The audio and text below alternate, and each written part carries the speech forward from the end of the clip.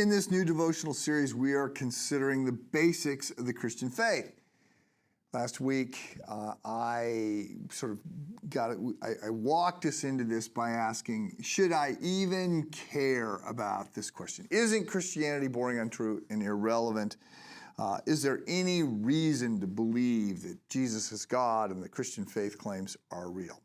Well, we cannot prove that Christianity is true in the way that you might sort of prove a math theorem or a philosophical syllogism, or prove some chemical reaction is actually true, right? We can't go into the lab, we can't replay things, we can't do controlled experiments, double-blind experiments, right, and controlling for certain variables.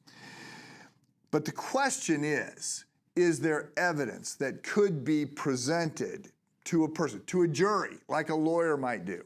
Can we make a case for the truthfulness of the Christian claims? And the answer is yes. I think there's good reason to trust the claims that are made.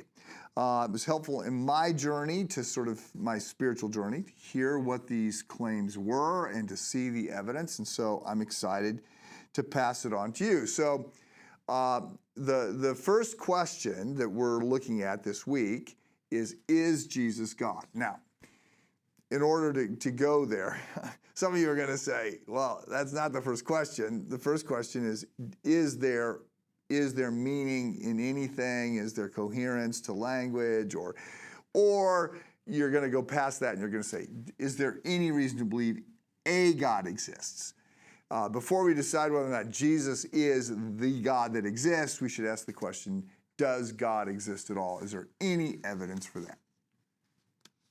So the answer is yes. There's evidence, there's arguments, the cosmological argument, the teleological argument, the ontological argument, and these have got some gravitas to them.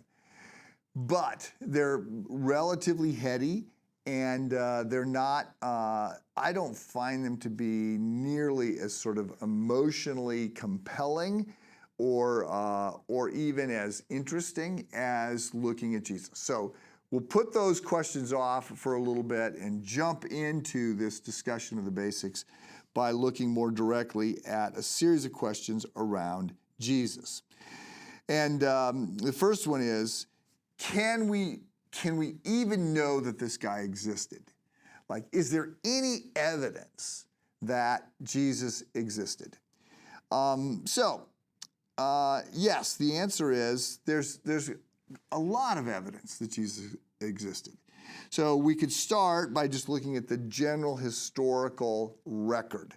And we can find lots of references to Jesus outside of the Bible. Now, I'm going to argue that we ought to look at the Bible, that it's got historical credibility, but that's a different argument. So right now the question is, what could we know about Jesus if we only were looking at extra biblical accounts?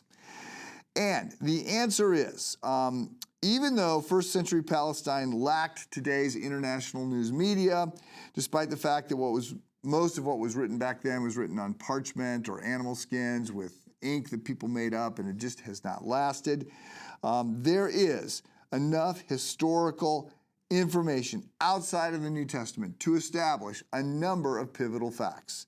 First, a person named Jesus lived in the first century region of Judea. Second, he was a provocative teacher and a wise and virtuous man. 3, he is reported to have performed miracles and made prophetic claims. 4, the Jewish leaders condemned him for acts of sorcery and apostasy. 5, he was crucified by the Roman procurator Pontius Pilate. 6, that and by the way, he was condemned for for crimes by the Jews. He was condemned by the Jews for acts of sorcery and apostasy.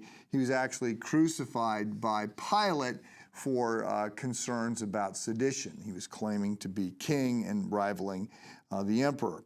And then 6, we can confirm that Christ's followers, called Christians, reported that after his death he rose from the dead, and that from this origin, from this story, the Christian church grew throughout the Roman Empire and spread then around the world.